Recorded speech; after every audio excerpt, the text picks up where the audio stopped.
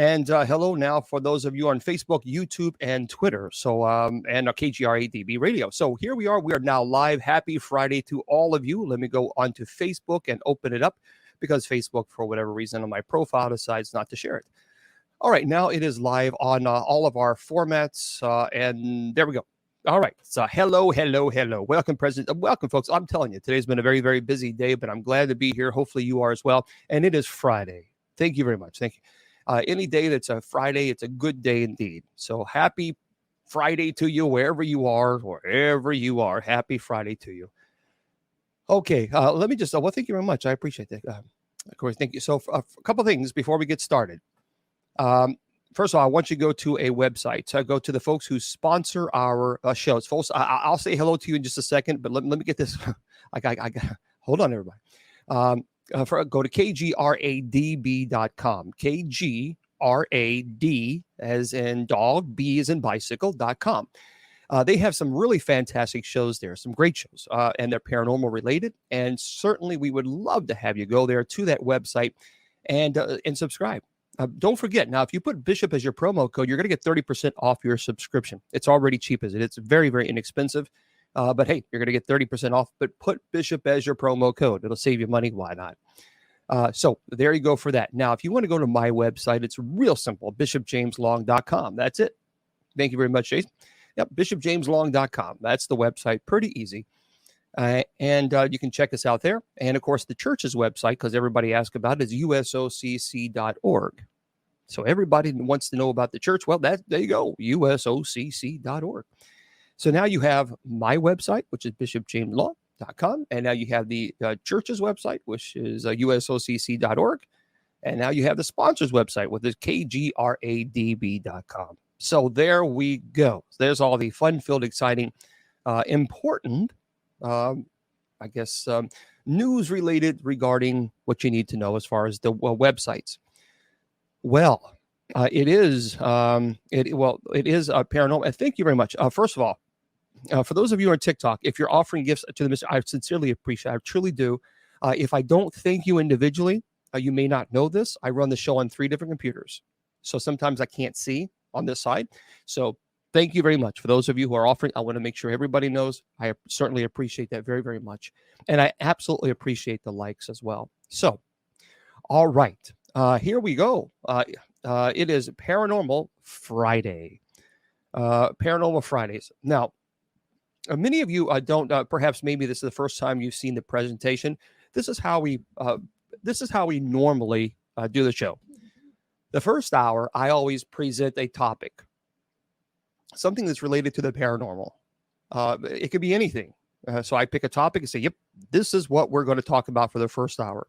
And then after that, I open it up to all of your paranormal questions. And I try to answer as many as I possibly can. I've been doing this for a long time. We talked about aliens. Actually, I did a show on aliens just recently. And so we have been here ever since for quite some time now. And so for those of you who are brand new, just heads up, 7 p.m. Eastern Standard Time is our show. Every single Friday, we have a paranormal show. And there we go. We're here every Friday at 7 p.m. And we talk about all kinds of cool topics. Now, tomorrow, for those of you who don't know, I'll be going live as well. And it will be open mic night. And it will be me, Miss Wilma and I. We'll joke around for about 30 minutes. And then I'll answer more paranormal questions. So people say, you never answer questions. I'm here twice a week, devoted to sometimes answering, 4 or 5 hours answering questions related to the paranormal. So yeah, I do. But I can't get to everybody's email. So this is why we do the shows. They said, well, thank you very much there, Autumn. Autumn says, Friday's show is brilliant. And you're brilliant, Autumn, for being here on this beautiful, beautiful Friday. So, all right. Well, yeah, I tell you what, it is. It's been crazy. This week has been really, really nuts. I hope that whatever you're going to do this weekend, you do something good for yourself. Truly, it is. I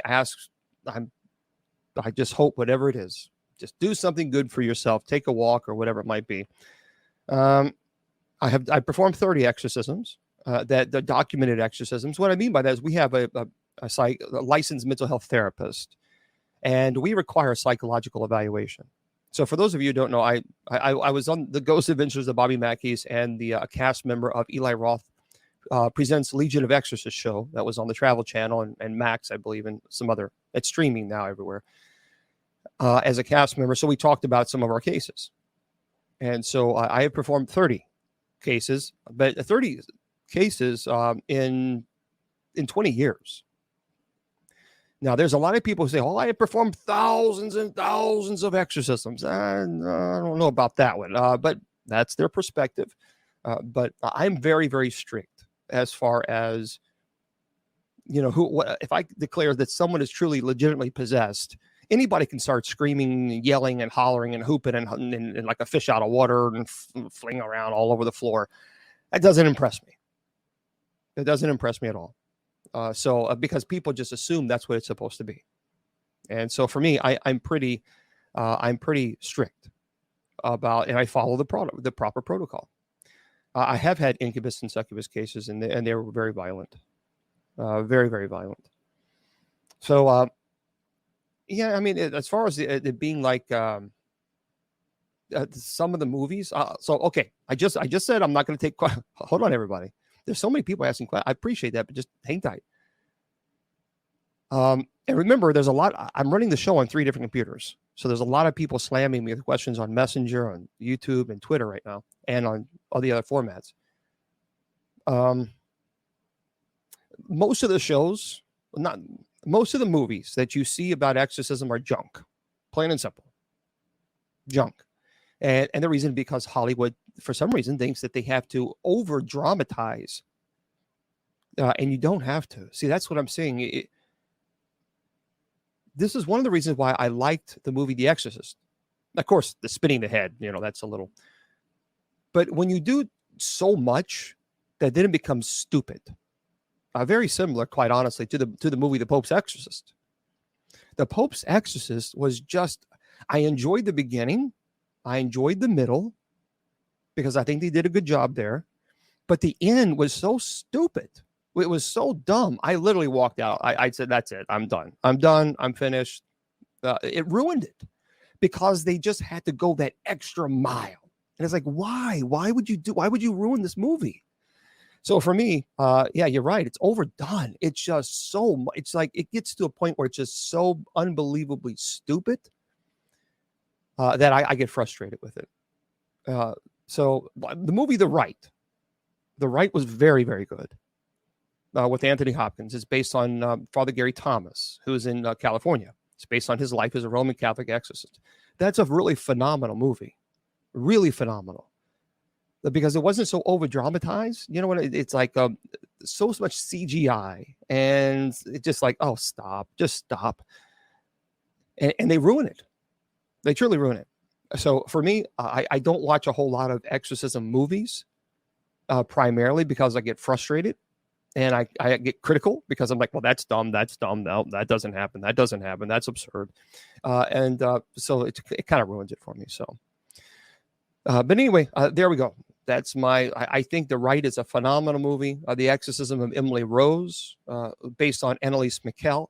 There were some things they over dramatized, but they tried to stay as close as they possibly could to the testimony that actually occurred in the case. And I thought that was good, but there were a few things that I think they over dramatized. So anyway, hopefully that helps to answer the question. I have seen the new Exorcist trailer, and I'm just like, oh, really? Seriously stupid. I am just, I saw it and I thought, nope. I just didn't. So again, let me just say, there's a lot of folks saying hello. So hello to everybody. And remember, don't get frustrated if I don't answer questions, because right now already I have 73 questions on Messenger, on Instant Messenger people are sending me. That's just Instant Messenger. So I have 3 different computers running. So just be patient, everybody. Okay, so the first hour, I'm going to be teaching about a topic. And the topic tonight is a topic that I think needs more. I think we need to have more conversation about it. And that is, of course, sleep paralysis. Sleep paralysis. Were you offended when the demons claimed the reason for? No, no, I was offended because about the Pope's exorcist because it got so stupid at the end. It got ridiculously idiotic, and it was so over dramatized, and the CGI and special effects. I just thought, oh my good God, really? So that's why I just walked out. I had to walk out. Okay, folks, hold your questions. 8 p.m. Eastern Standard Time. I'll answer all your questions. I promise you. But right now, we're going to get to this topic: sleep paralysis. You know, sleep paralysis is frightening. Sleep paralysis is terrifying. And a lot of people think about sleep paralysis, yeah, whatever. But seriously, that's a frightening aspect because, well, thank you, Jeff. I appreciate it very much. A lot of people don't know much about sleep paralysis. And I want to talk about that tonight. I had a neurosurgeon on my show, and I'll talk a little bit about what the surgeon said, the neurosurgeon said, and he educated us a lot. And I'll get into that in just a second. So let's think about this. This is written by Maria Koh-Hutt. She has a PhD. A Waking Nightmare: The Enigma of Sleep Paralysis. Listen to this. You wake up in the middle of the night, convinced that an evil figure is lying in wait. You attempt to move, but your body just will not budge. You try to scream, but nothing comes out. The monster draws closer. It may sound like a horror movie scene, she says, but this is the real deal. And you're experiencing what she's called sleep paralysis. So this terrifying and mysterious sleep disorder, or parasomnia, has been experienced by people possibly since the dawn of humankind. And it may have given a rise to numerous ghost stories and mysterious accounts involving, quote, things that go bump in the night. The most unsettling experience was first clearly documented in a medical treatise in the 17th century by Dutch physician Isbrand van den Broek, who wrote about the case of a woman 50 years of age, in good health, strong, yet who complained of mysterious experiences at night. He says, when she was composing herself to sleep, the doctor says, sometimes she believed the devil lay upon her and held her down. And sometimes she was choked by a great dog or thief lying upon her chest so that she could hardly speak or breathe. And when she endeavored to throw off the burden, she was not able to stir her members, which means her body, her limbs or legs. But what the woman in the doctor's account likely experienced was a condition that has come to be known as sleep paralysis. The sleep paralysis is terrifying. Truly terrifying. You're very welcome there. Truly terrifying. Researchers define it as sleep paralysis as a common, generally benign parasomnia characterized by brief episodes of the inability to move or speak combined with waking consciousness.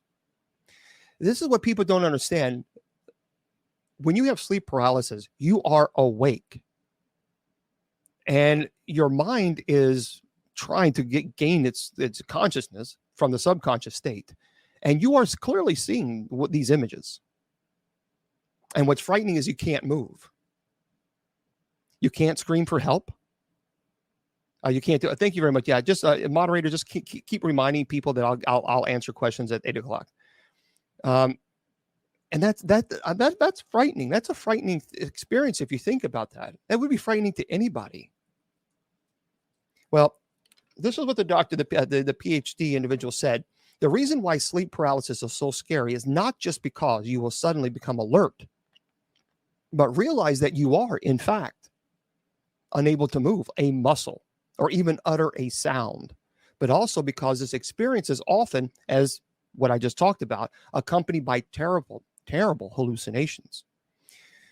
So here's a couple things that I want to, this is important for me to teach about sleep paralysis because a lot of people say that sleep paralysis is always demonic. This is incorrect. Incorrect. And I think it's very irresponsible for anyone who has no real training in this, or who have even spoken to a neurosurgeon or a neuroscientist or a PhD, any who just say, well, this is my opinion. Well, because you could be misleading people. So here's the deal. This individual who specializes in parasomnia says these specialized literature has now ascertained typically fall into three distinct categories. Okay. So first, a sensed presence or intruder hallucination in which the person feels the presence of an evil, threatening individual. Two, incubus hallucinations. An incubus is a demonic entity that attacks you on a private adult nature, an incubus and succubus. And we'll talk about the difference between sleep paralysis and true demonic activity. So an incubus hallucination, which the person might feel someone or something pressing down uncomfortably, even painfully on their chest or abdomen or trying to choke them. A vestibular motor hallucination, during which the individual thinks that they are floating, flying, or even moving. These may also sometimes include out-of-body experiences in which a person thinks that their spirit or mind has left their body and is moving and observing events from above. She says among these types of dreamlike hallucinations listed above, the first type, a sensed presence, is one of the most commonly experienced by people with sleep paralysis and one of the most terrifying. You see, as for the time of sleep at which sleep paralysis, with or without hallucinations, normally takes place, again, there is no single answer. According to a study that was published in the Journal of Sleep Research, sleep paralysis typically happens soon after falling asleep, at some point during the course of sleep, or a little before the person's usual time of awakening. Okay, so the authors of that study note that the most common instance of sleep paralysis are, of course, many times when you're falling asleep or starting to go to sleep. And that usually takes place 1 to 3 hours from falling asleep, if you want to know. Now, a lot of people say that they experience what's a strange, shadowy man. They say, in fact, these visions and sensations can seem so realistic to many people that they may think that they are having a paranormal experience or even being subjected to strange tests and rituals. Witness accounts of such hallucinations can be truly unsettling, and a number of long-time experiences, such as the Lloyd Proud in his book Dark Intrusions, have offered detailed accounts of years of uncanny, scary, just nightly encounters. See, one person who told me about his nightmares hallucinations said he felt as if, quote, someone knelt on his chest so that it felt as if he was being choked out. Another person spoke of a nighttime assailant that takes pleasure in tormenting her in a lot of ways. She says, when sleep paralysis strikes, this is the victim, I get both visual and auditory hallucinations, which most often involve a strange, shadowy man coming up my stairs into my bedroom. And occasionally he'll either prod or even tickle me. And once, often she told me, the sinister figure even co-ops her partner in his mischief. Now, sometimes she says, I'll even hallucinate my partner lying next to me and laughing maliciously at me. Can you imagine? Or siding with the shadowy figure and annoying me. So this person is not only hallucinating that this dark shadowy person is coming up doing these things, but now she's hallucinating that her partner is actually sitting there laughing while this is going on. So given the intensity of these hallucinatory experiences, it may come to no surprise that researchers have repeatedly argued that hallucinations linked with sleep paralysis can be held responsible for many reports of like magical events, sightings of ghouls and demons, and even alien abductions. Now, although usually people with sleep paralysis report experiencing terrifying hallucinations, actually, a happy few point to a state of bliss that makes them look forward to these episodes. There was actually a study that was conducted by James Allen Cheyenne from the University of Waterloo in Ontario. Suggests that people who most often describe experiencing positive feelings and sensations during an episode of sleep paralysis are those who are prone to vestibular motor hallucinations. So in other words, these hallucinations were found to involve feelings of floating, like an out-of-body experience, which are associated with feelings of bliss rather than fear. And in contrast to the other oriented nature of the intruder and incubus hallucination, he adds these experiences are very much focused on the experience owns person. So, what's the underlying mechanism here? So what happens in the body during an episode of sleep paralysis? Well, essentially during the dream phase of sleep, that is known as the rapid eye movement phase, or what's otherwise known as REM. Our skeletal muscles are paralyzed. Okay, so during REM, our skeletal muscles are paralyzed. The reasons behind this are not fully understood, though researchers have been making progress in uncovering the mechanisms attached to this process. Now, one popular theory says that in this temporary state of paralysis is meant to prevent us from hurting ourselves, perhaps in an automatic response to some violent dream, which makes a lot of sense. During sleep paralysis, paradoxically, our brains, or part of our brains, become awake or conscious, but the rest of the body is still immobilized. So at the same time, during sleep paralysis, many people experience dream visions and sensations as though they were actually real, 100% real. Hence the hallucinations. And the fact that they are, in fact, partly awake and conscious blurs the line between reality and dreams. This is frightening stuff. So this is according to a PhD she's an expert in parasomnia issues. So who's at risk of sleep paralysis? Well, sleep paralysis, by the way, is more common than we may think. This is really interesting. When I read this, in a 2016 study declares that it is surprisingly common, but that determining accurate prevalent rates is complicated. So because researchers and study participants alike have different understandings of what counts as sleep paralysis.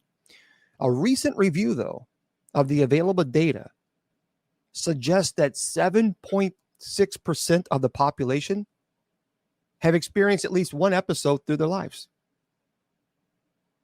7.6% of the world's population. By the way, regardless of your faith, irregardless of your faith or culture. That said, the numbers may even be higher. So that's what's so interesting about this. This is not just happening to people who are one culture and not the other culture, or one religion and not the other religion. It's happening to people throughout all religions. So what causes sleep paralysis, and what are the main risks are for experiencing such an episode remains really, it's largely mysterious. Sleep paralysis is a very common symptom of the neurological disorder called narcolepsy, which is characterized by uncontrollable sleepiness throughout the waking day. And again, this is from a PhD who specializes in parasomnia. But many people who experience sleep paralysis do so independently of neurological conditions. And to distinguish between narcolepsy-related episodes and independently occurring sleep paralysis, specialists usually refer to the latter as isolated sleep paralysis. Now, that's called ISP for short. Recurrent isolated sleep paralysis, that's called RISP, often starts in adolescence. And around 28.3% of students apparently experience it. Moreover, people with poor sleep hygiene, for instance, those who sleep too much or too little, may also be more likely to experience sleep paralysis. There was a sleep medicine review says specifically excessively short, fewer than 6 hours or longer, over 9 hours of sleep duration, and napping, especially long, if you take a lot long naps over 2 hours, were associated with increased odds of sleep paralysis. It's crazy. See, that's what's so amazing. So if you have an issue with you're only sleeping less than 6 hours, or if you're sleeping more than 9 hours consistently, and you have long naps over 2 hours, then according to a sleep study, the sleep medicine review, that's actually increased the odds of sleep paralysis. Long self-reported sleep latency, how long it takes you to go to sleep, like over 30 minutes, and difficulty initiating sleep were related to an increased likelihood of reporting sleep paralysis. See, to me, when I read things like this, I'm fascinated by that. So if it takes you a long time, so if you're sleeping less than 6 hours a night, if you're sleeping more than 9 hours a day, if you're napping more than 2 hours, and if it takes you more than 30 minutes to fall asleep, according to the sleep study, all those increase the likelihood that you will experience a sleep paralysis episode. So the question is, what about mental health? According to this PhD, are mental health issues to blame? Well, given the frightening nature of most of the hallucination associated with sleep paralysis, many have wondered whether individuals experiencing mental health issues such as depression, anxiety, are more susceptible to these experiences. Well, the result of existing research, however, are mixed, and some have argued that individuals who have experienced abuse in early life, whether or not they remember it, may be more exposed to sleep paralysis.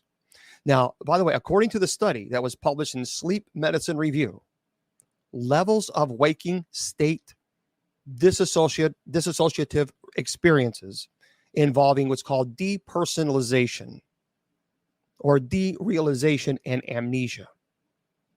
And they were found to be related to both sleep paralysis frequency and the frequency intensity of all three hallucination types. But links to other neurological and psychiatric disorders are more uncertain. Now, the authors of that study that was published in the journal Consciousness and Cognition note that previous research has tried to make a case, believe it or not, that bipolar disorder, post-traumatic stress disorder, depression, panic disorder, generalized anxiety disorder, to name a few, may play a role in sleep paralysis. But really, the jury's still out on that. However, they report that their analysis of the available data has revealed a no general relationship between isolated sleep paralysis and major psychopathology. So instead, they decided to focus on the most common symptom of sleep paralysis. And that symptom is the sensed presence. The hallucinations induce a feeling of fear and explain that there may be a link between it and what they call, quote, passive social imagery. And again, I know there's a lot of information here, but this is so important to educate people and to share the knowledge with other people, because so many people are going all over social media and they really are giving information about sleep paralysis and what it is, and giving just their opinion as if it's fact. And that's very scary to do, because literally I had one pastor say all sleep paralysis episodes, they're all demonic. And that really is very irresponsible. For those of you who don't know, passive social imagery refers to the experience of individuals who are prone to being more socially anxious and to imagining themselves in embarrassing or distressing social situations as the passive victim on the receiving end of the abuse. That's what that term means. And these individuals, the researchers suggest, appear to be more at risk of experiencing distress due to sensed presence hallucinations. So there does seem to be some type of increase in people experiencing that hallucination of the dark, shadowy figure or the scary hallucinations. There appears to be some type of link with those who have passive social imagery. So there is a link there. And that's, remember, the people who have a lot of anxiety, they have a lot of social anxiety, which is interesting. Now, there's a treatment, of course, for narcolepsy. And we'll talk about what the neuroscientist said. I've said this many times before on the shows. And you can look at that if you want to. You can do some own research on your own medicines for narcolepsy. But I'm not a doctor, so I can't certainly do that. But prevention, so what do you do? How can you prevent it?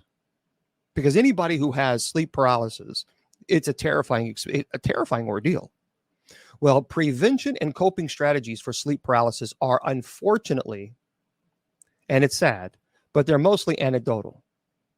But there are some methods. that seem to have been repeatedly validated by many individuals who say that they have usually or often that works for them. And these are some of the I've had a lot of people tell me they've had sleep paralysis episodes, a lot. So if you're a paranormal investigator or if you're clergy, I'll get to your questions, guys, in a minute. Right now, I'm teaching about sleep paralysis. But if you are, see, this is why because I lose my train of thought. If you are a paranormal investigator or if you're clergy, you really need to listen to this, because this is coming from people who study sleep issues, and certainly this is their expertise. And this is what I tell people: try not to fall asleep on your back, and that's what they say.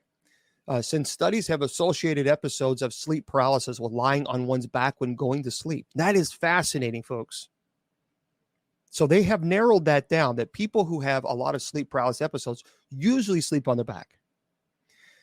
Also, I do this as well. Tell people, I ensure people on a regular basis that your sleep will not be disrupted, since repeatedly waking up during the night has been flagged as a potential risk factor. So avoid overusing of stimulants like tobacco, alcohol, coffee. By the way, coffee surprisingly has not been deemed risky in this context, though the evidence that these affect the chances of experiencing sleep paralysis is mixed. However, tobacco and alcohol use and any type of stimulants that keep you awake, that keep you alert, from not being able to go to sleep. Apparently, coffee is not showing in this study to increase sleep paralysis, but tobacco and alcohol are. Another advice that the doctor gives is learning meditation and muscle relaxation, techniques that may help you better cope with the experience. Meditation is not evil. Anybody who says meditation is evil, obviously they don't understand what meditation means. Prayer is a form of meditation. So there's a big difference. I don't know why people think meditation is so new age. No, actually, it's not. Actually, it has clearly psychological, physiological benefits to meditate. And everyone, I mean, that's I think pretty much common knowledge. Anyway, persisting the attempt to move extremities, such as fingers or toes, during sleep paralysis also seem to help disrupt the experience. Now, it said the doctor also says, finally, if you regularly experience sleep paralysis with what is called sensed presence, in other words, you think that there's something here walking into your home. It's evil. It's frightening. It's scaring you. And you think that this may be related to other experiences or anxiety in your day-to-day life, then obviously the PhD says it may be worth considering what's called cognitive behavioral therapy. Okay, that's the term, cognitive behavioral therapy. Now, according to the authors, by the way, of the consciousness and cognition study, there is a distinct possibility that frightening, what's called isolated sleep paralysis, which is ISP, sensed presence experiences may contribute to maintenance of an individual's negative social imagery biases, which we talked about on that just a second ago. So in that case, cognitive behavior treatment experiences could help alleviate more of the social stress. So that is something that I want to pass on to you guys. I tell you what, it is frightening. Yeah, it is. I agree with you. It's a terrifying thing. Okay. So let's talk a little bit about people who've experienced sleep paralysis and what happened. Yeah, and thank you again for the almost 49,000 likes on TikTok and the gifts. Anybody offering gifts, thank you very much. If you're offering gifts on TikTok, thank you. Again, I apologize if I don't say thank you to each one. It's just, like I said, a million times, I have 3 computers running at the same time. See, here's this is by Dan Dalton. And I want to talk about some stories that people have talked about with having sleep paralysis, and it really is frightening. This is by Alice Lang, and she says, I've been having the same dream regularly since I was a child. I wake up and in my bed, there's someone in the house. I can hear the footsteps moving around, coming up the stairs slowly. If I stay still, maybe the person won't come for me. I can hear him coming down the hall, and I can see his shadow. He's a monster. He has a knife, and he's coming for me. I scream. I wake up relieved, except there's someone at the bedroom door, and this time I can't scream. Okay, so obviously, in the dream, that's not sleep paralysis. You're just dreaming. But she wakes up and she sees this imagery. Now, I talked about this in many times in my other presentations. So when I had the neurosurgeon on my show and I interviewed him and I asked him about sleep paralysis, the way he explained it to me, to everybody, I don't know if you were there to watch it, but he said, we dream in our subconscious. And so when we are catatonic, that's what happens when we sleep. And again, we don't know why. Our muscular system is catatonic. We just simply don't know. If you're startled by whatever it is, if a noise or you're just startled, you're awake, you're still in that catatonic state because it is the subconscious now that is controlling your breathing, your everything, even your dreaming, because you're not consciously aware of it anymore. It just does it. And so what happens is you dream in your subconscious state. And when you're startled and you awake, your subconscious then projects whatever image that you dreamt about or that you were dreaming about, and you may not even remember dreaming about it. And now you see this horrible figure coming at you because the subconscious is projecting that image. So you can't move. You can't scream because you are still in that subconscious, that catatonic state. What happens all the time, if you are able to move within usually 30 seconds, within 30 seconds, then the consciousness controls the motor functions and your muscular system then begins responding properly. And that usually happens. Now, it can last up to a couple of minutes. And actually, there's been some people with ISP or recurrent isolated sleep paralysis. So that's recurrent RISP. Some people have said that they've experienced for 10 to 15 minutes. Now, just imagine, and that's recurrent isolated sleep paralysis. And there have been times it can last 15 minutes. So they're catatonic for 15 minutes. That's a heck of a long time to be consciously awake and seeing this horrible figure of this monster coming towards you, and there's nothing you can do. That's frightening. I think that would be frightening with anybody. And so here's another individual who said this. By Jen Clayton said, I get sleep paralysis quite often, but you don't ever get used to it. It's just intense pressure holding you down, which we talked about that. She said, I can't speak. I can usually see the shadow of a dark figure out of the corner of my eye, but I can't turn my head to look at it. It's pretty terrifying. Luckily for me, my partner is now used to this, and we have a code. I start breathing really quickly and loudly. And if he notices that, he helps snap me out of it. And many times I've had people who have sleep paralysis where they couldn't do that. They had no ability to control their breathing. None. So that seems very strange that she has that ability to consciously control her breathing.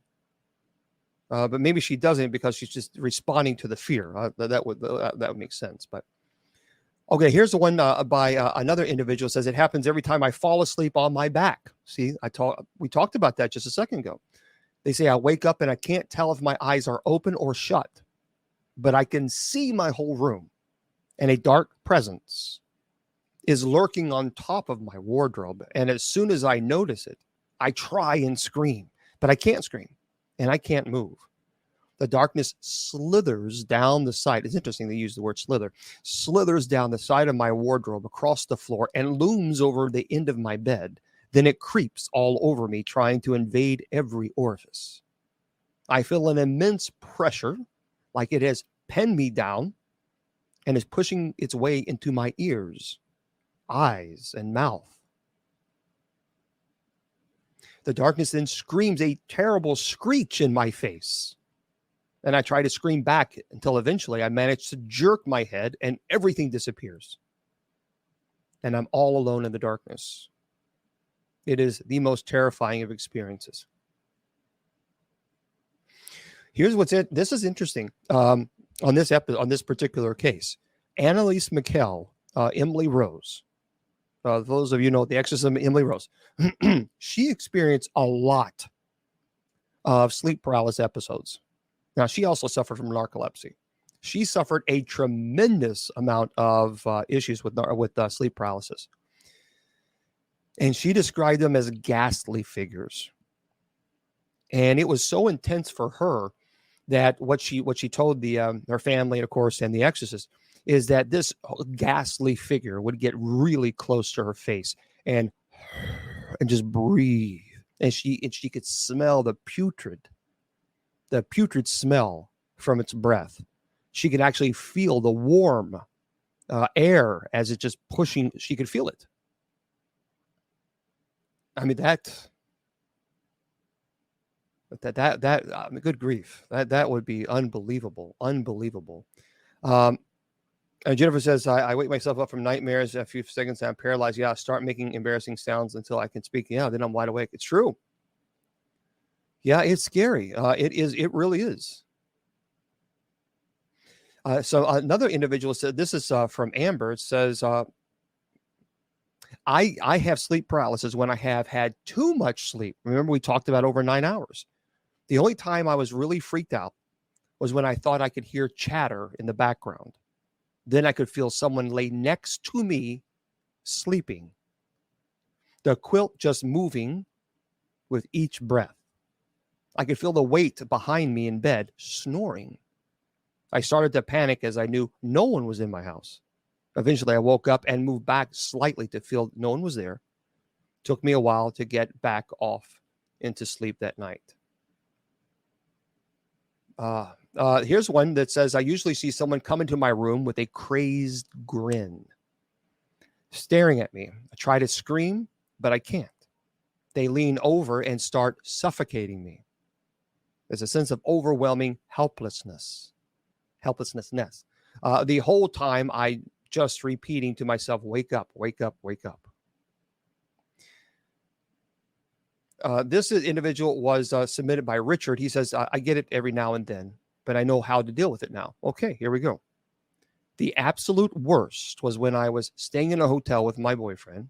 I'm sorry, this is Marima. At the time, I remember trying to scream and move and anything to get his attention, but nothing I did would make a sound. It was terrifying. Then I got to tell him what happened, and he bolted upright and strangled me. And then I finally woke up incredibly shaken, but glad it wasn't real. Honestly, one of the scariest situations in my life, and it wasn't even reality. So basically, she tells her partner, hey, look, my boyfriend, if you see me do this and I'm scared and you see me wide awake, you need to wake me up. It's kind of, you know what? Here's what a lot of people don't realize. This is the Nightmare on Elm Street movies. It's loosely based on sleep paralysis, but the sleep paralysis becomes real. And that's where you get into the demonic realm. So they combine demonology with a true, legitimate medical issue. And so not only do you see this horrible thing, but now this horrible thing is actually real. This is by Richard. The first time it happened to me was when I went for a nap during the day. Again, folks, I mentioned the 2 hours. I was lying on my side, facing away from the door. Then I woke up to the sound of my door closing. I was on my back. I tried to turn to see who had came into my room, but I couldn't move. My eyes were wide with terror, and I could see everyone in my room. I heard this thing walk around my room, and then it sat on my bed, and I could feel the bed dip from its weight. It then shuffled toward me, and it felt like it began to get very close to me. It was very tall. I was trying to move so hard, but I was just lying still. I couldn't move.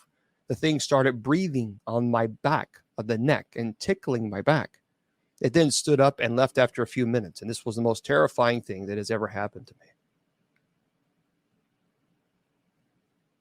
There's a lot of craziness. There's a lot of people experiencing. If you have experienced sleep paralysis, just man, this. Can we do it? Let's do a poll on TikTok. How many of you have experienced sleep paralysis? And I'd be kind of curious. Let's do a poll there, and based on what I've talked about. And it'd be interesting to see how many people have. So we'll do a poll. And thank you very much for the 63,000 likes already. Okay, this is by Naomi. I started experiencing sleep paralysis during the exam period of my year at university, a very stressful time. The first time it happened, I woke up with the feeling I was being suffocated. My bed was literally swallowing me up. The more I panicked, the faster my pulse and breathing came, and the quicker I was disappearing into the bed. I couldn't move a muscle, and my attempts to scream were silent. After I calmed myself down, I kind of drifted out of my paralyzed state and woke up completely. And the second time it happened, I woke up to see a very tall man. It's interesting.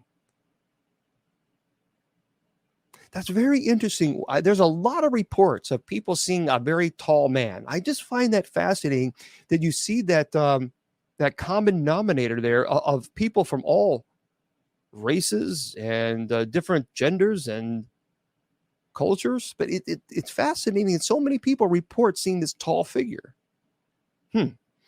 I woke up to see a very tall man standing by my door, holding something behind his back and moving towards me very slowly. Once again, I couldn't move, couldn't make a sound. It is definitely the most terrifying experience. Oh, wow. So you have sleep paralysis 3 times a year.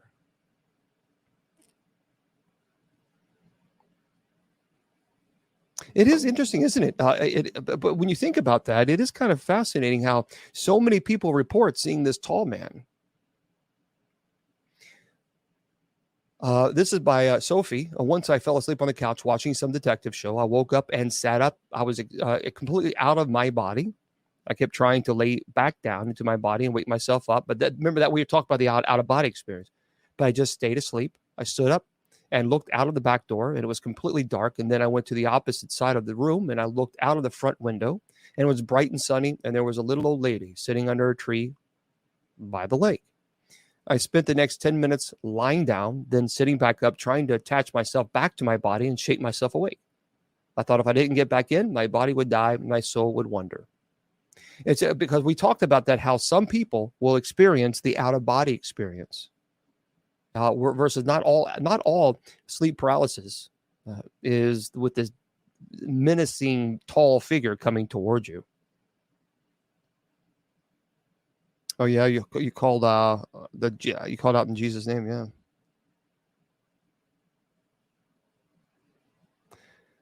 This one says here, I see a manifestations of horror in my bedroom. At least, can you imagine? Listen to this. Listen to this. I see manifestations, sleep paralysis, manifestations of horror in my bedroom at least once a week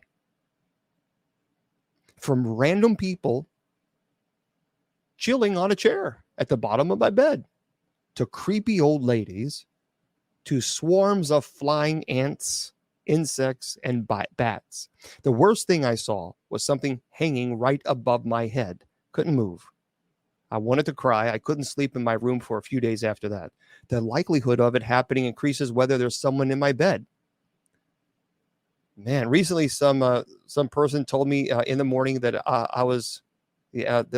it was like The Exorcist last night, and he's frightening.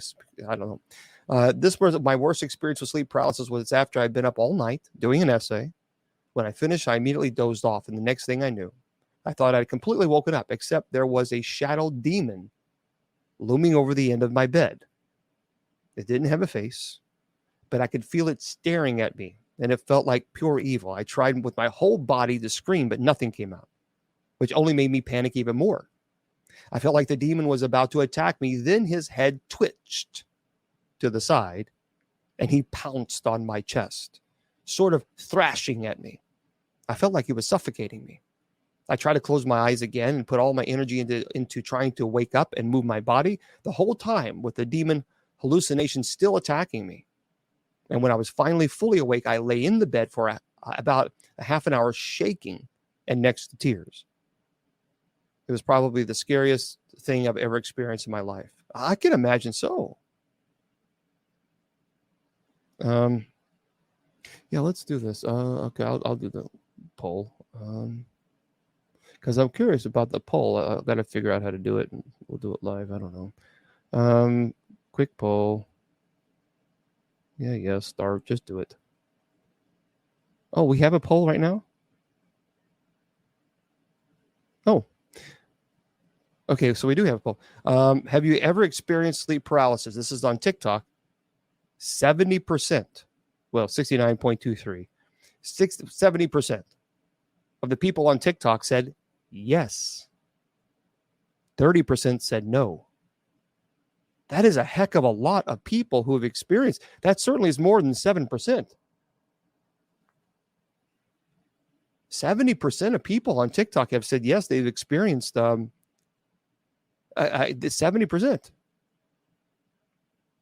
That's insane. Because it goes back to anxiety too, because the PhD individual who specializes in this said that increased anxiety can increase the possibility of having these experiences. And it seems like so many people are just so full of anxiety. I mean, the anxiety is just crazy out there now. It's so overwhelming. People are so stressed out about everything, about the world coming to an end, about the wars and this dictator and that. I mean, it is great. And then everything is the prices. And it's just, there's a lot of people who are stressed right now, a lot of anxiety. This individual says, I got sleep paralysis a couple of times when I was a kid, but it became really bad in my second year of university. I would wake up unable to move and feeling something sitting on my chest. It got worse when I started to see things, always in the corner of a room, a dark, tall figure I knew was watching me. Sometimes it would whisper things, which of course freaked me out. One time I was dragged down the bed by this dark figure, unable to stop it, but I managed to force myself to wake up. And when we moved out of the house the second year, the sleep paralysis stopped, and I only had 2 episodes in the 6 year, and in the 6 years. That sounds like that could certainly be a possibility of demonic. I'll talk about in just a second about the difference between just a sleep paralysis episodes and a demonic attack. We'll talk about the first time it happened. I remember waking up and an enormous pressure. A lot of people talk about that bearing down on my chest, and a loud, almost deafening buzzing sound in my ears. I felt threatened, as though some malevolent, tall, dark, demonic presence was hovering above me, trying to possess me, trying to force itself into my body, and I was able to fight it off. I can remember trying to speak, to try to tell it to go away, to leave me alone. It wouldn't leave me. And eventually, the sound of my ears faded away, and the pressure eased, and I was able to move again. And at the time, I didn't really know what sleep paralysis was. And it wasn't until I stumbled upon an article about it that I realized that I was suffering from.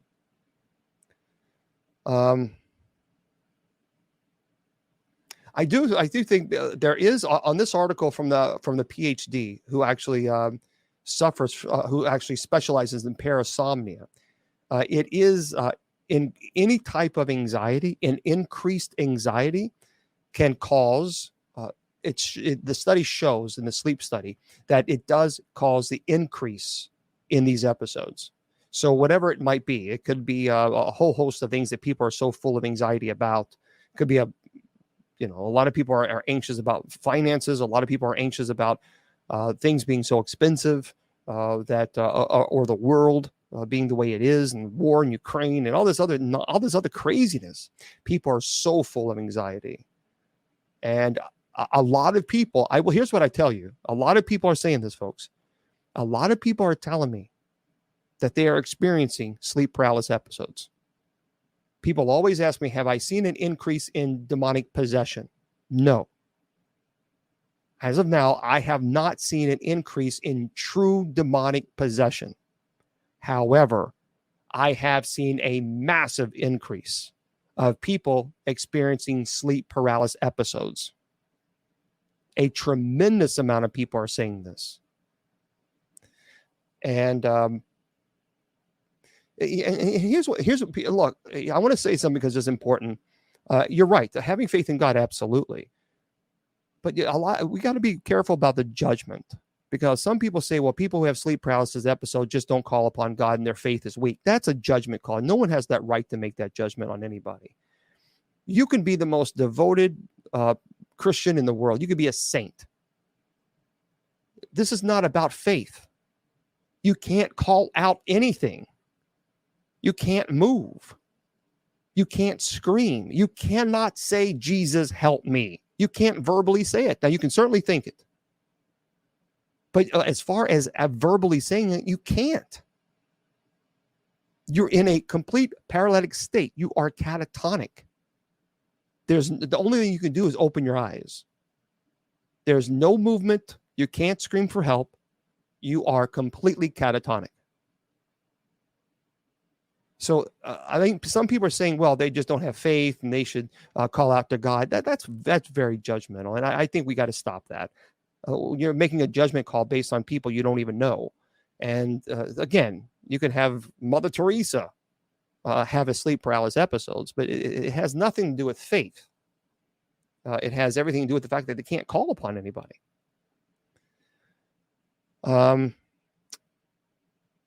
This person says, I have terrible sleep paralysis episodes.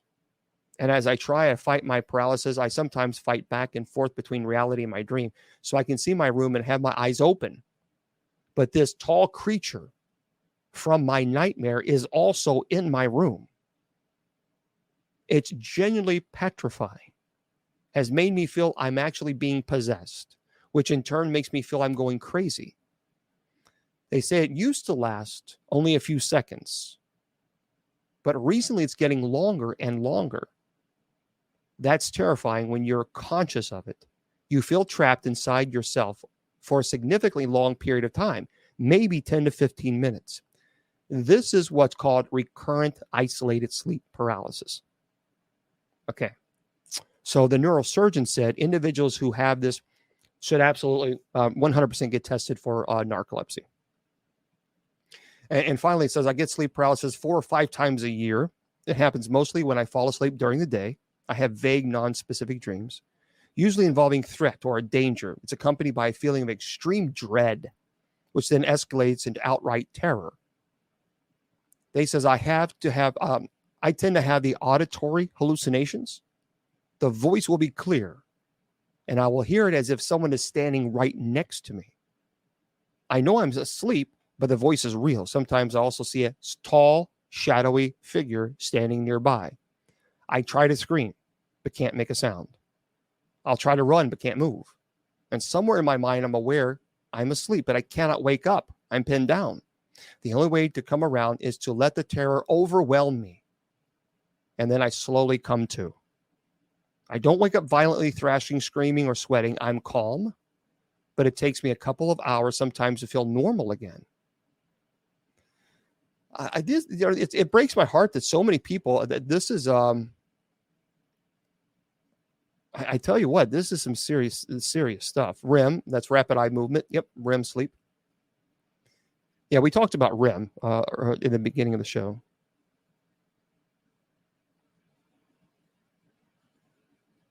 But you're a woman, you mentioned with sleep paralysis. Well, it was a study done.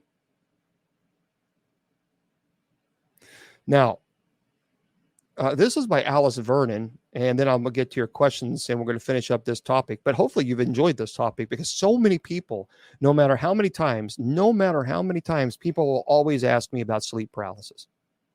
And I guarantee you, at around 8:30, someone will ask me about sleep paralysis. But this is by Alice Vernon. When you wake up in the middle of the night, the room is dark except for the faint glow of the moon through your window, but something's wrong. A weight presses down on your limbs, digs deep into the flesh of your stomach, squeezes the air from your lungs. You try to move, you can't. All you can do is tentatively open your eyes. A shadowy of twisted, gangly limbs writhes about above you. A looming head moves closer to your face, and just as your paralyzing terror threatens to burst you open, the monster retreats, and you regain control over your limbs. You wake up. It's just a dream, hopefully. Well, again, this is what people who have this, which is term is called parasomnia. That is the official term now of people who suffer from sleep paralysis.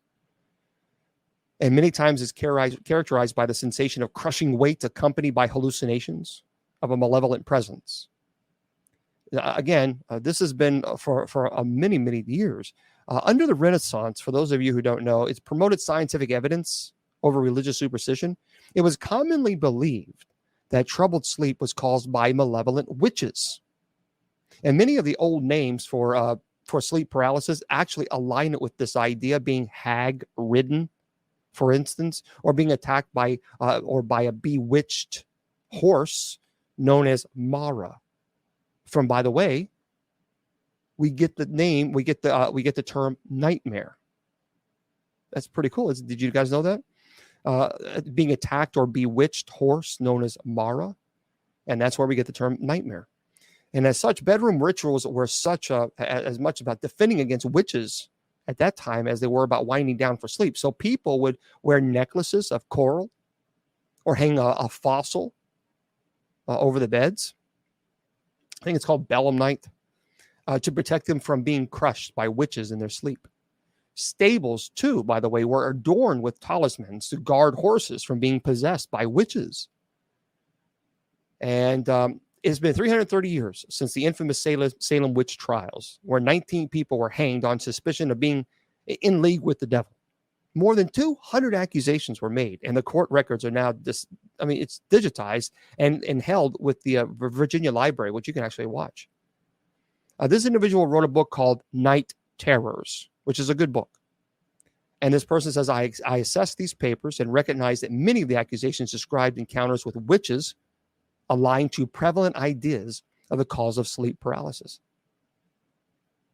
In the testimony of Richard Coleman against Bridget Bishop on June 2nd, 1692, he describes Bishop opening the curtains at the front of the bed and lying upon his body and crushing him so that he could not speak or move.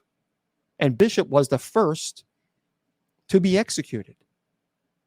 So imagine people in the 1690s were actually put to death because people were experiencing sleep paralysis.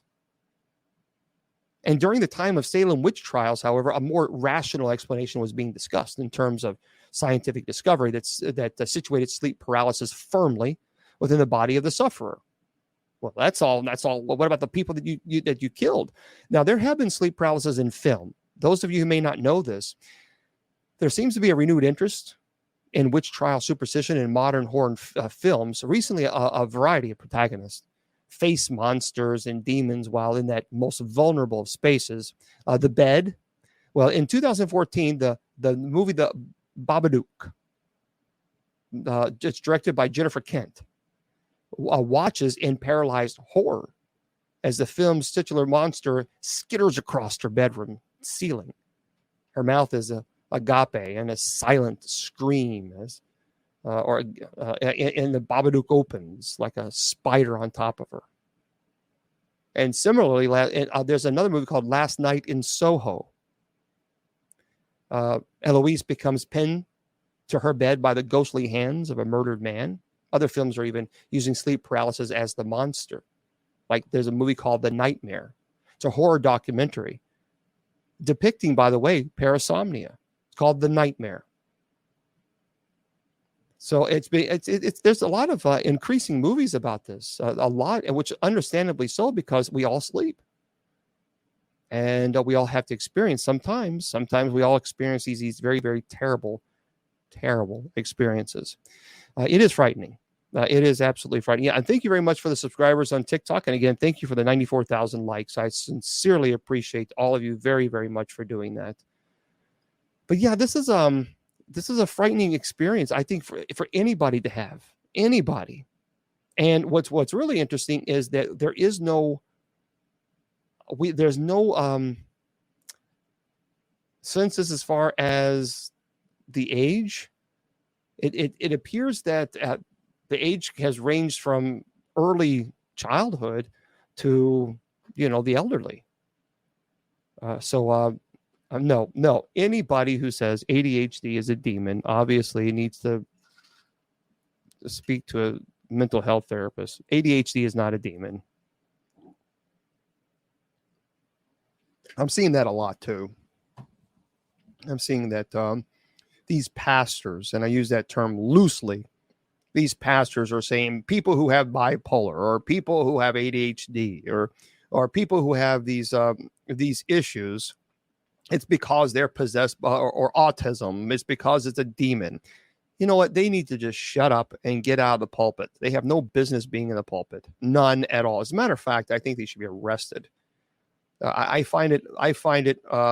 I'm freezing up and on, off and on. It's the computer. I can't do anything about that. So I is one of those, I don't know if you guys, I don't know if it's okay with you guys on so let me know if it's freezing up there on the iPads. But it's the iMac. It's okay. So everybody says it's good here. Okay. I don't know if it's you. I don't know. It's one of those. It's just another thing to deal with. Okay. But anyway, yeah, people who say that, people who preach that, people who have autism or people who have ADHD or all this other stuff, kids, it's because, okay, no phrase, is because it's demons. I just think that is so irresponsible. I truly do. I think that is so irresponsible. I used to teach kids with learning and behavior disorders, learning disabilities and behavior disorders. And I find it appalling. I find it incredibly irresponsible for any preacher who uses the pulpit to tell adults and kids that because they have autism that they are possessed by the demon. Those individuals should have their collars removed. They should be no longer allowed to preach because they're certainly not preaching the truth. So I assure you, any clergy member who says that because your child has autism, if they say, well, your child is autistic, they have a demon, I assure you, they know as much about demonology as Winnie the Pooh. And the only thing they need to do is keep their mouth shut because they're spreading lies. So do not fall for that nonsense. Matter of fact, if anybody says it, just don't even, what you should do is block them because they're teaching idiotic, preposterous arguments against people who have autism. It's stupid. But anyway, it's just very irresponsible. And I will tell you this, as a bishop, I will be very, very, very, if any of my priests ever taught that, I would defrock them so fast that it would make their head spin. They would be defrocked immediately. And that is as serious as I can get.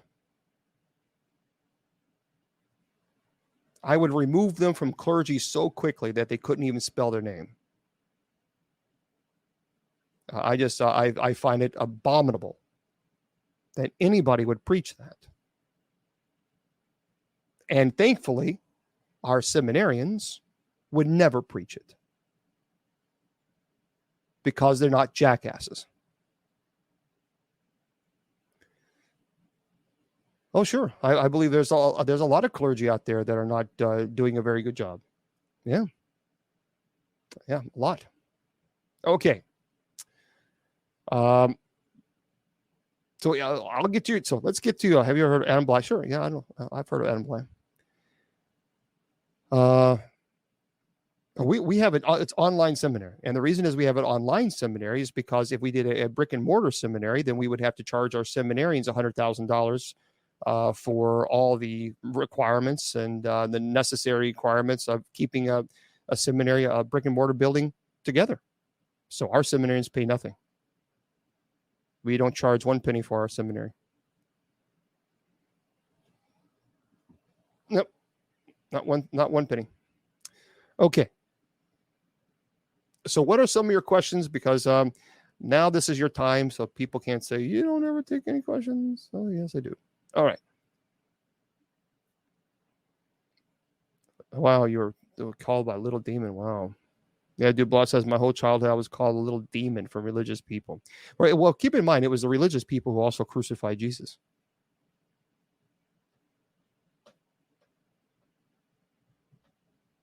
Let that sink in for a moment. Oh, thank you, Stephanie. Good question. So let's talk about when sleep paralysis could, in fact, be demonic. Okay. If you are having, and this is my information from over 20 years experience, because I've had a lot of sleep paralysis cases. If you have sleep paralysis episodes when you're going to sleep or when you're waking up, and that is it, and you have no other activity in your home, you have no religious objects are being desecrated, you're not smelling sulfur or rotten flesh, your animals are not frightened, you're not having a feeling of oppressiveness, you're not being scratched, you're not being bitten, there's nothing else going on, you have sleep paralysis. That's it. You have sleep paralysis, and that is all there is to it. Now, you can, in fact, have sleep paralysis episodes and have it connected to demonology. Well, first of all, if you're going to have sleep paralysis with a demonic, then you're going to have outward manifestations that clearly show that there is a demonic infestation present. So you will have religious objects desecrated. You will have sometimes loud bangings in threes. It's a mocking of the Trinity. Sometimes you'll have scratches or bites. Sometimes you'll be pushed or your hair will be pulled. There's a lot of things. You will have other activity. The manifestations will be clear. You will have other activity. Not only that, but with sleep paralysis episodes, it can happen at any time during the day. So it's not just, sleep paralysis is contingent primarily upon going to sleep or waking up. With a demonic sleep or with a demonic paralytic state, it's not contingent upon waking up or sleeping up. Now, you can have sleep paralysis episodes and also have demonic activity in your home. Then you can say, okay, clearly the sleep paralysis is a symptom of this demonic infestation issue. That's actually going into oppression. All right, but if there's nothing else, you're able to pray. You have religious objects in your home. You have no issues whatsoever when you're wide awake. Folks, you're dealing with sleep paralysis. That's it. You're dealing with sleep paralysis. So hopefully that helps. Yeah, for those of you on TikTok, only our moderators are allowed to pen. And that's because if everybody keeps penning, that what happens is it causes the chat to lag. So just heads up on that. Okay, so there we go. So hopefully that helps out a little bit. Well, thank you very much. Appreciate it. What is one name? We don't mention demonic names. And that's okay. We don't mention demonic names because that's a form of summoning. And so we just simply don't. There's no reason for us to ever mention a demonic name. Obviously, we know Satan, but there is no reason to mention demonic names. So you need me. You can send me. You can go on my website and request some assistance, and we can do the best we can.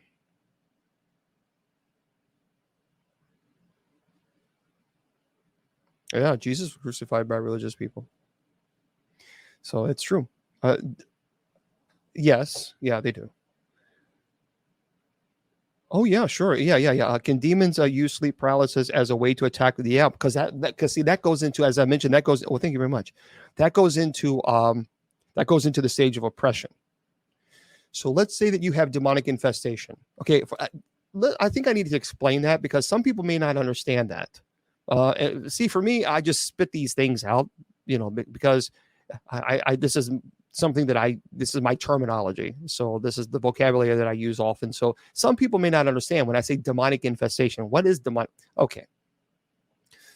Demonic infestation is when the demons either try to frighten you or even entice you with spirit communication, and sometimes even eliciting sympathy. And these are directly from my notes that I always have.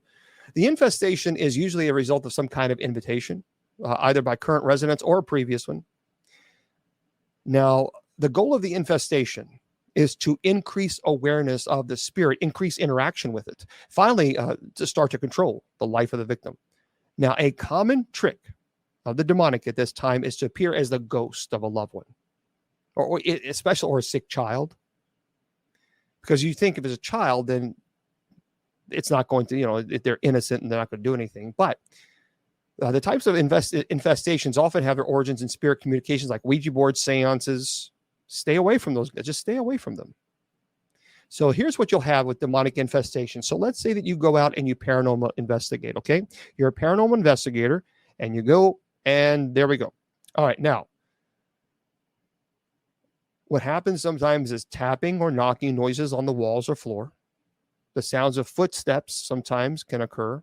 Disturbances in electronic equipment like digital clocks going backwards, which I've seen. Appliances turning off and on. Obviously, that could be a wiring issue too. Sometimes you'll hear the sound of voices of animals like in the walls, growls. There will be believe it, there's a term that many people use called ectoplasm. That's a thing where you'll actually fluids, other things will appear on the walls or floor that cannot be deciphered. Bad odors. Many times black human figures will stand or move about. Shadows on the walls or floor. Well, thank you very much for the universe. I appreciate it. That's very kind of you. Thank you. Thank you. Now, animals are very terrified, and that can be frightening. Now, high electric fields from, or high EMF, electromagnetic field, from power transformers or bad wiring can cause these hallucinations. So this is one of the things that we do when we investigate. We try to find out if there's defective wiring, and we check the EMF reading. And because if you have high EMF reading, then that could explain the nauseousness, the dizziness, and things of this nature. And that's why we always do what's called a baseline reading prior to an investigation. So we get the baseline reading, and then we do the investigation, and then we do another EMF reading, electromagnetic field, to find out if there's an increase. So you need to verify the phenomena with a client that obviously has complained of, like photos and documents. And sometimes people get really frightened, obviously, with this. Religious objects could be desecrated. So this is what I mean by demonic infestation. You go out, you paranormal investigate. Is there anyone here? Can you do something? Can you push me? Whatever it is, now you have an attachment. Now you go home, and now that attachment has caused the infestation. And you have those manifestations, as I mentioned, that can move into sleep paralysis. Now, when you're moving into sleep paralysis, then you're getting into a term called demonic oppression and also demonic obsession. So there's infestation, oppression, possession. But there is another name called demonic obsession. Demonic oppression is when it's beginning to physically attack the person's will. So it's breaking down the will of the individual. So that can be, it's affecting the emotions. It's affecting the thoughts, the sleep pattern. It's causing them to hear voices. Now that's when you're getting to demonic obsession. So for example, when it begins to bite you, pinch you, scratch you, and you're having infestation issues, and then you're having sleep paralysis episodes on top of that, on top of the infestation manifestations, then it's breaking the will down. We're past sleep deprivation, folks. And it's very violent on the person. And at the same time, you have demonic obsession. So in sleep paralysis episodes, you can have demonic oppression and obsession. Obsession is when it begins to interact with you. So you'll hear its voice. You'll be able to feel physically under oppression. You'll be able to feel the warm air coming from its mouth and the putrid smell. That's all to break down the intellect and will. So that certainly can fall under oppression. And then it goes into possession. Okay? So hopefully that helps. Well, thank you very much for the 120,000 likes on TikTok. I appreciate that very, very much. Thank you. Oh, you're very, very welcome.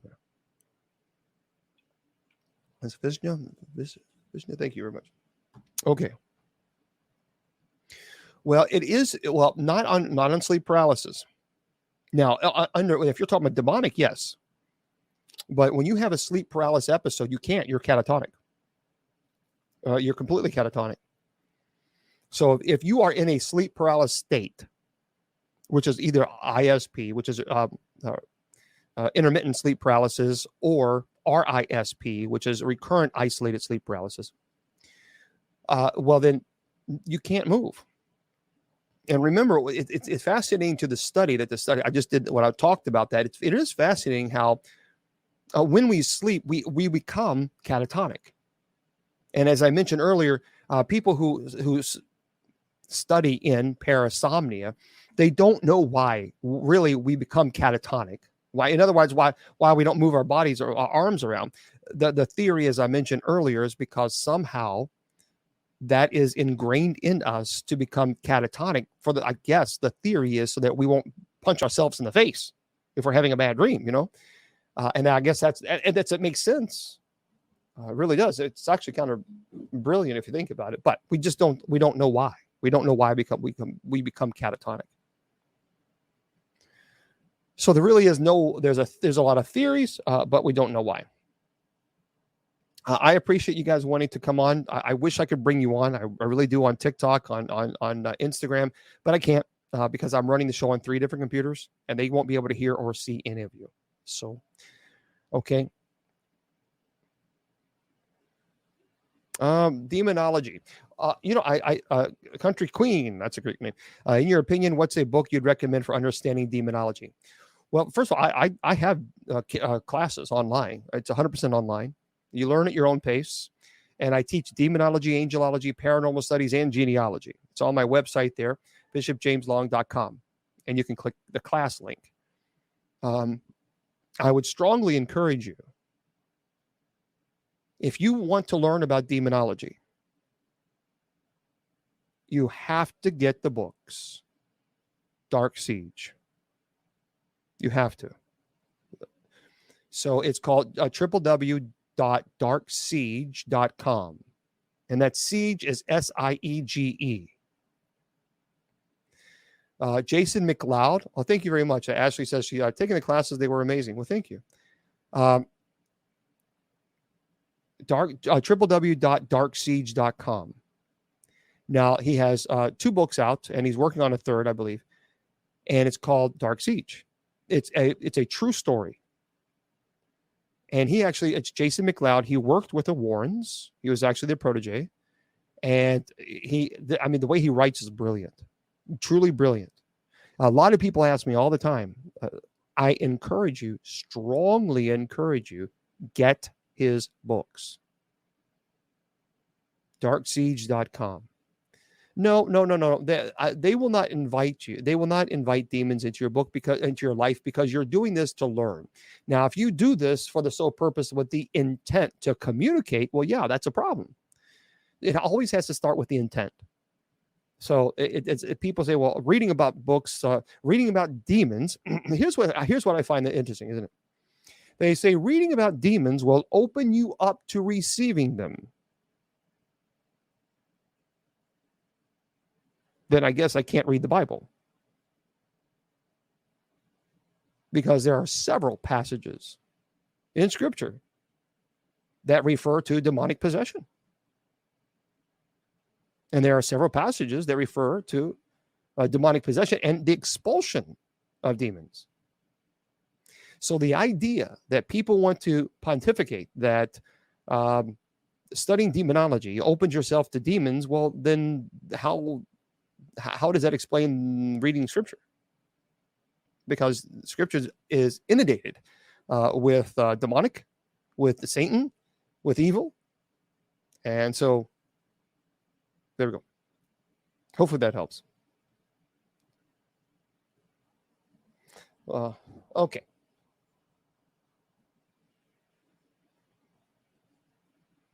Bibles and religions. Well, it's a culture. Well, thank you very much. Different religions, different cultures. That's what we're talking about. Different as far as and even different Bibles.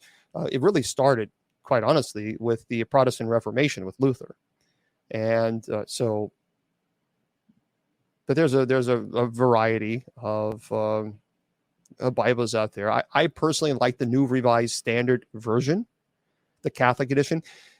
Cindy, I don't know. I don't know if there is an audio version. For some reason, I thought there was, but I'm not for sure. You can go to darksiege.com and you can find out there. Well, yeah, paralysis, it can cause from exhaustion. We had talked about exhaustion. We talked about anxiety. So, no. Okay, Brady. I don't really get. Well, I don't. Well, I guess that's conspiracy because it is paranormal. I don't believe that 5G is so paranormal, but I am concerned with chemicals that are being put into our atmosphere. So yeah, I'm concerned about that.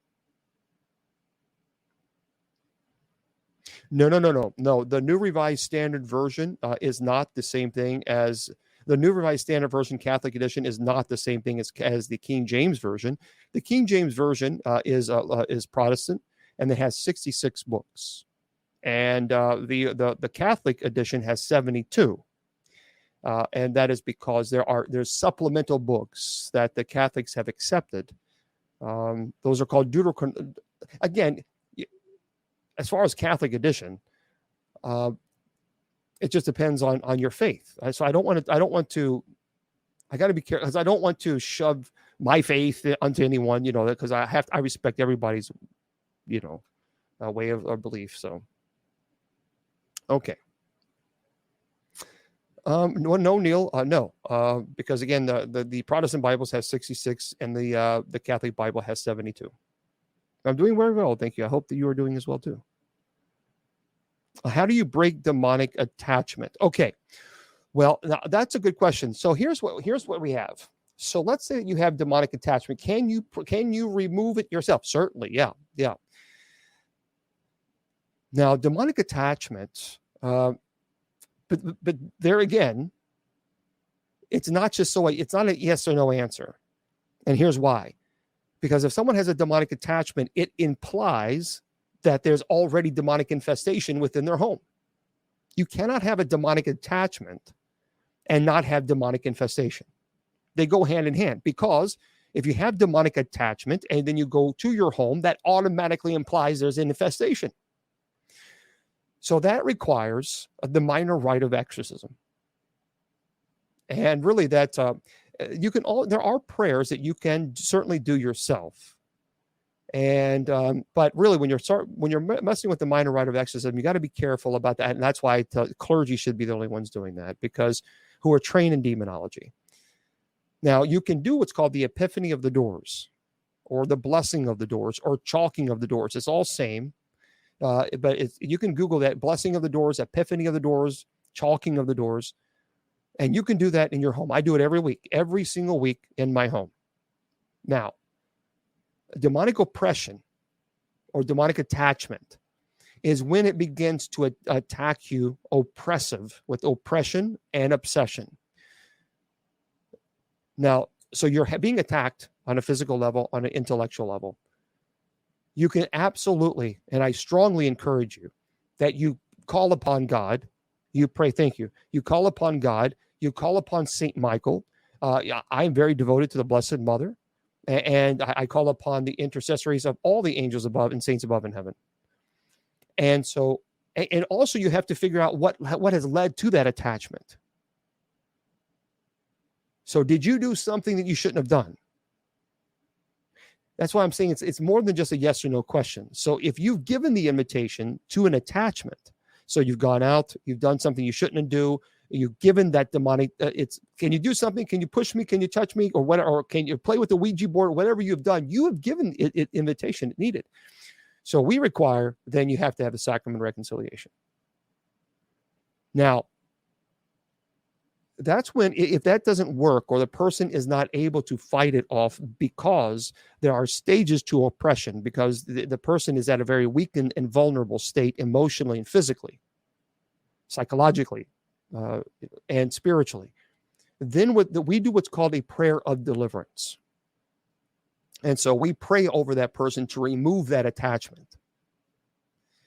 That is, and certainly, the laity can pray what's called a prayer of deliverance.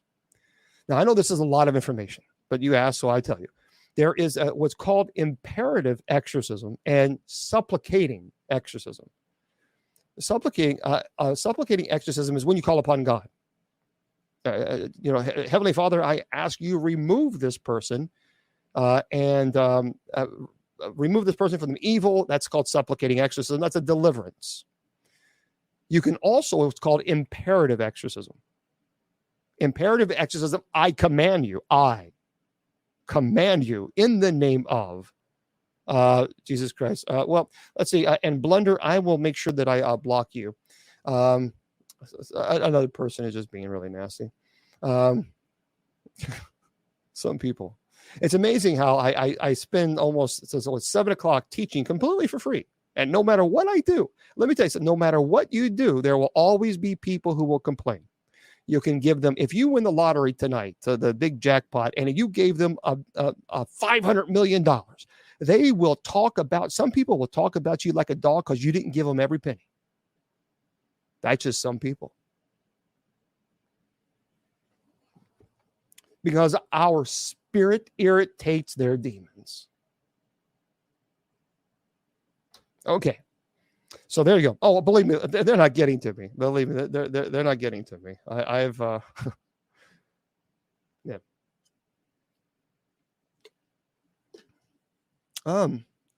Astral projection is interesting, isn't it, Jukes? Astral projection is a weird, it's interesting concept when you're able to project your consciousness to another location and your physical reality remains the same. What I find interesting about, here's what, there is a term called remote viewing. I need to do a show on this. I need to get a remote viewer. The military actually had remote viewers working for the military itself. It's amazing. It's amazing. And what's really interesting, by the way, remote viewing, for those of you who don't know, is you have individuals who are able to project their consciousness to another location by location while maintaining their physical body in this reality. So, for example, they're able to see where Osama bin Laden was, or other locations, and they test people to see who has these abilities. So what they do is they put in an envelope, something in an envelope, whatever it might be, and they put it on a board and they say, okay, I want you to try to figure out what is inside that envelope. So basically you don't think about it at all. You don't try to interpret it. You just simply write down what you see, what visions come to your mind, whether it be water, whether it be a tower, whether it be buildings, whatever it is. And you just draw it. You just write it or draw it to the best of your ability, as much as you possibly can.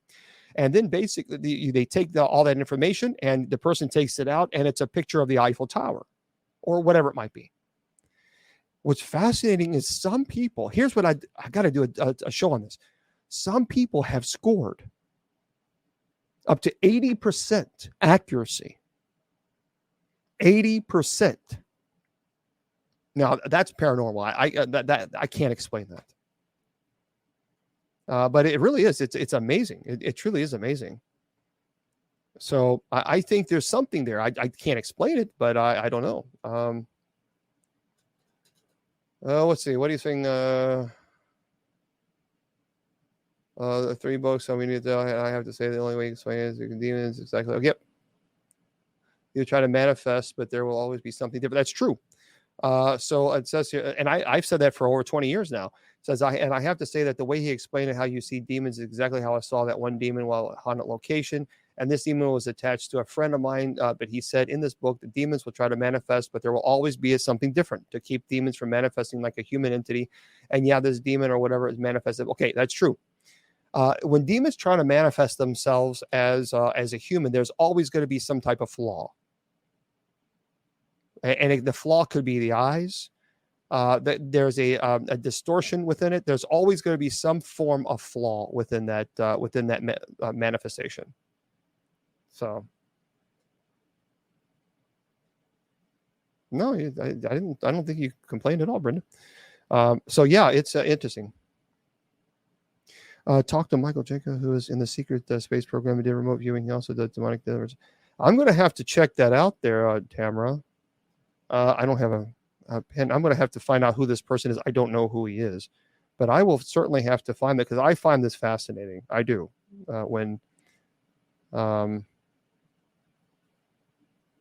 Okay, there we go. Oh, I don't know. I don't know if Mr. Producer is still behind the scenes or not, but I don't know if we were able to. Did we lock down Travis Walton? I don't know if we did or not. I think we did, but I can't remember. So we'll have to find out in just a second. Now, for those of you who don't know, we're not leaving yet, but I do want to make sure I let everybody know this. Okay, I think it's on the 18th. Or is it the 25th? Let me find out for sure, because we have a really, really cool show that's going to be coming up this, several shows that are be coming up that's really going to be exciting. Oh, for heaven's sakes. Hold on one second, Instagram. There, I have to find something and move this stupid computer. Okay. Yeah, the computer's acting crazy. Okay, let's find it. I want to see if I can find when Midnight Syndicate is going to be on. Let me just double check here. Because for those of you who don't know Midnight Syndicate, they are amazing. Absolutely tremendous. I mean, just amazing. And for those of you who don't, Midnight Syndicate they do the most amazing music. And I encourage you, if you don't know them, go on YouTube, and they're going to be on the show. And I'm going through the emails. I think I said this last week, but of course I forgot.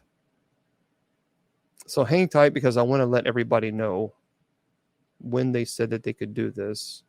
25th. There it is. So the 25th, everybody, I'm going to have as a special guest Midnight Syndicate. So they're phenomenal. And that's going to be on the 25th of this month. So there we go. Take a look. Make sure you write that down. And also, Mr. Producer is working on, I believe, that Travis Walton.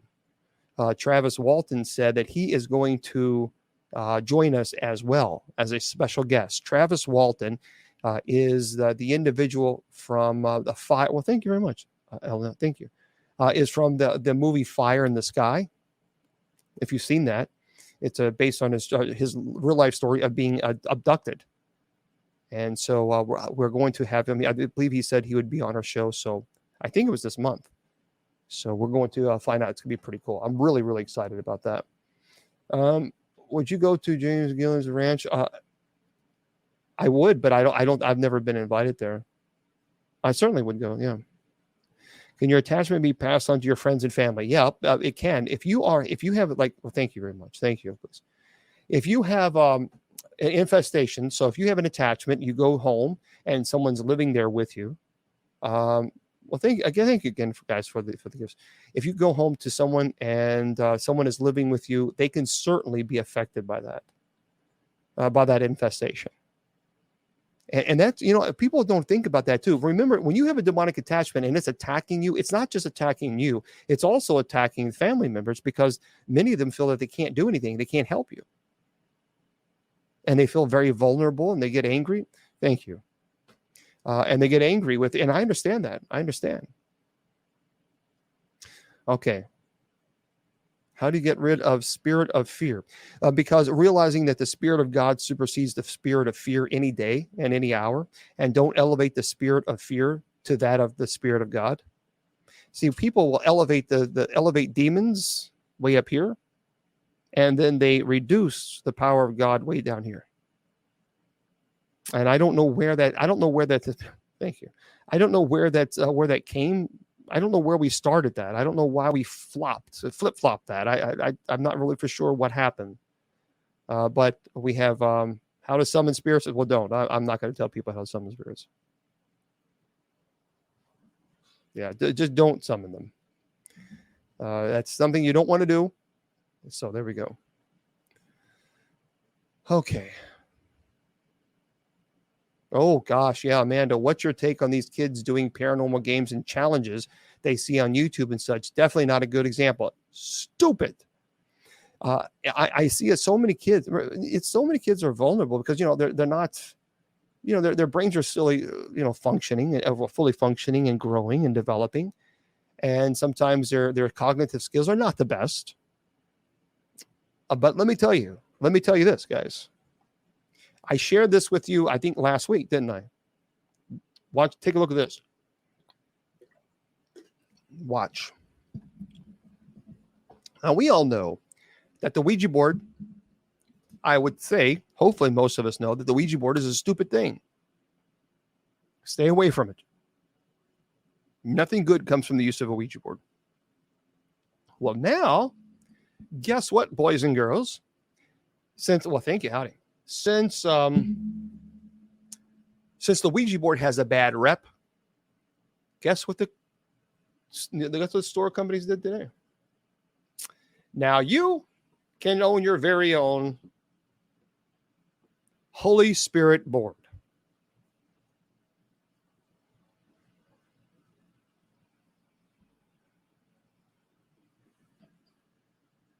Yep, folks, it's a thing. Holy Spirit board. Communicate directly, it says, with Jesus Christ. It's now a thing. And I knew this was going to happen. I knew it. Somebody thought, well, it's just, you can communicate with Jesus Christ, so therefore, it's not evil. It's blasphemy. So here is, this is disgusting. I find this really appalling that someone would do this, that someone would create this. As this is a blasphemy. So I'm going to, this was actually used. Someone actually bought it and they took it home. And they began communicating with this spirit whom they thought was Jesus Christ. And in fact, it wasn't. Now, the board itself is quite beautiful. It's a pretty board as far as the artwork. So there we go.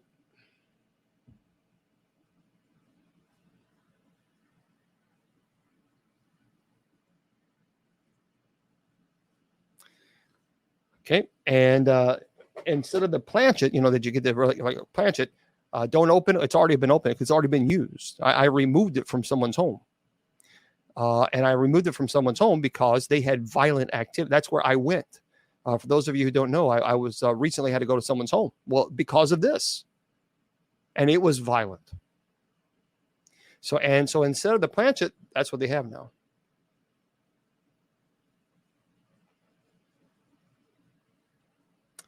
There it is, folks. So you put it on this board.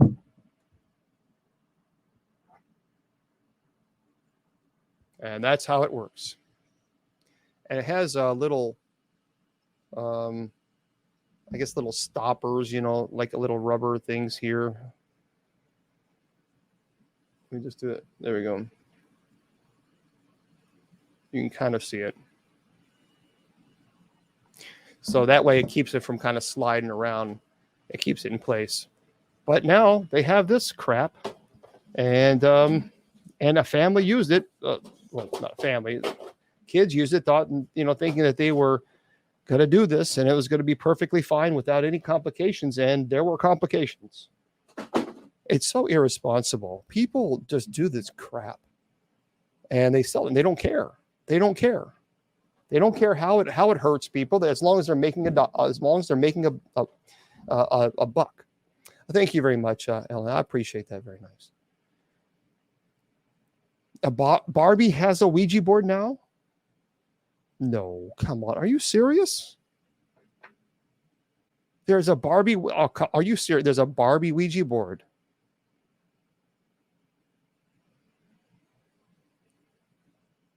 I'll be damned.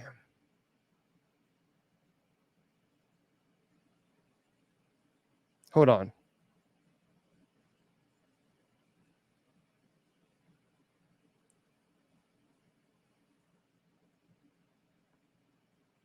Okay, this says it's mostly false, though. The image appears to show a real creation of Servando or Hernandez, an artist who uses the handle Live in Plastic on social media. This is not official merchandise from Mattel, who owns Barbie's brand. So the Ouija trademark is owned by Hasbro, their rival. The Barbie-themed Ouija board intrigued Reddit users in January 2021 because of the unusual combo of one of the world's most popular dolls. It's a low-quality image shared to Reddit. Appeared to show a board game called the Barbie Ouija, with a tattooed arm playing the game. This was not an official Mattel product, but they did manage to find the possible source of the image. On the bottom left-hand corner is the text "Living Plastic." That led us to the designer Servando Hernandez, who goes by the handle whatever on Instagram, based in Mexico. Hernandez frequently shares images of Barbie dolls in unique poses and styles, and the Ouija board was featured on the Instagram account with the hashtag whatever, not an official product. The board game in the image of Reddit may have originated from or been inspired by Hernandez's work. So it looks like here, Hernandez, the artist behind the game, confirmed to Snopes that it was indeed his brainchild. Belongs to a series of, so it looks like it's not an official. It was just something created by an individual. So hope that's, there we go. But nonetheless, this person did create it. And what's next? Yeah, I'm serious. I wouldn't be surprised. That's the scary thing about this. Yeah, 155,000 likes on TikTok. You guys are rocking and rolling.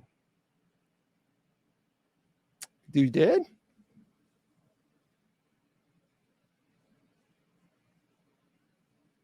Someone's saying this, you can buy it. Let's see.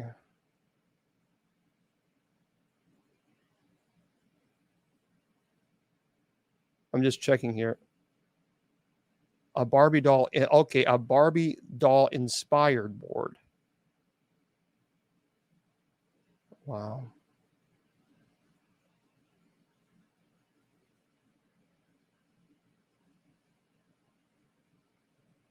That is insane. People, that's the thing. They just don't care. They really don't care. They don't care how it's going to affect people. And they just don't.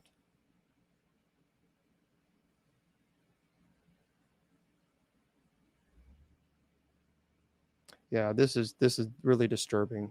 This is disturbing. They have the smallest Ouija board. They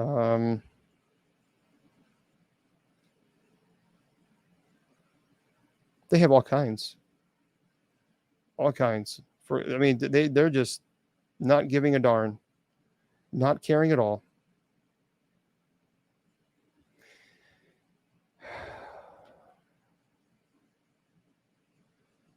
I don't know. It's kind of sad. It's sad when you think about this, but they're going to continue. They'll continue doing it over and over and over. So, yeah, little people, Ouija. I don't know. It's sad.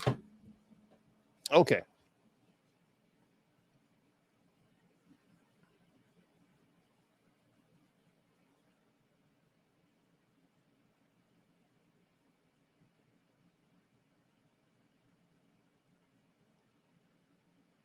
Yeah, it's going so fast. Well, there's so many people. There's a pink Ouija board. Yeah, there's pink. There is a pink Ouija board for. Here's the deal, folks. You have to remember. Here's the problem with the Ouija board. It's not because there's nothing magical about it. The problem is you're using it for the sole purpose of communicating with the spirit in which you don't know the essence of that spirit, and even worse, you're giving that spirit permission to use and manipulate your body to move the planchette. That's the problem. Well, the problem is with the intent of trying to make the intent in the first place. Thank you, Mr. Producer. That's the problem. The problem is you have the intent to communicate with the spirit whom you don't know who it is.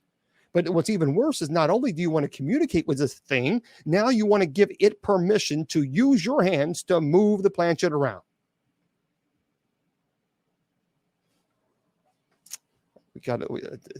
Scary stuff. I don't understand. For those of you who are in Spreaker, I'm going to have to say goodnight to you guys. I tell you, it goes by too fast. But TikTok, I'm going to stay with you guys for a little bit. I'm going to stay online for just a little bit. Yeah, it does. It goes by so fast. I want to remind everybody that tomorrow at 8 p.m. Eastern Standard Time, I will be here. And we'll be here with open mic. We'll talk about all kinds of paranormal stuff. And answer questions again. And so we'll do that. Also, tonight we have night prayer at 10 p.m. Eastern Standard Time. Just simply go to bishopjameslong.com. Scroll all the way down to the bottom where it says night prayer. Click it, and it takes you right there. And there we are. Okay, so TikTok, I'll be with you guys in just a second. Remember, I tell you all the time, Facebook, YouTube, Twitter, Instagram, TikTok, your value does not decrease based on someone's inability or refusal to see your worth. Remember, you're priceless. Never let anybody tell you or convince you otherwise. Facebook, YouTube, Twitter, KGRADB. Good night. The Sacred Division has been brought to you by Bishop Long's online paranormal course. Learn demonology, angelology, paranormal studies, and genealogy. It's 100% online, and you learn at your own pace. Please go to www.bishopjameslong.com and click on the paranormal course link.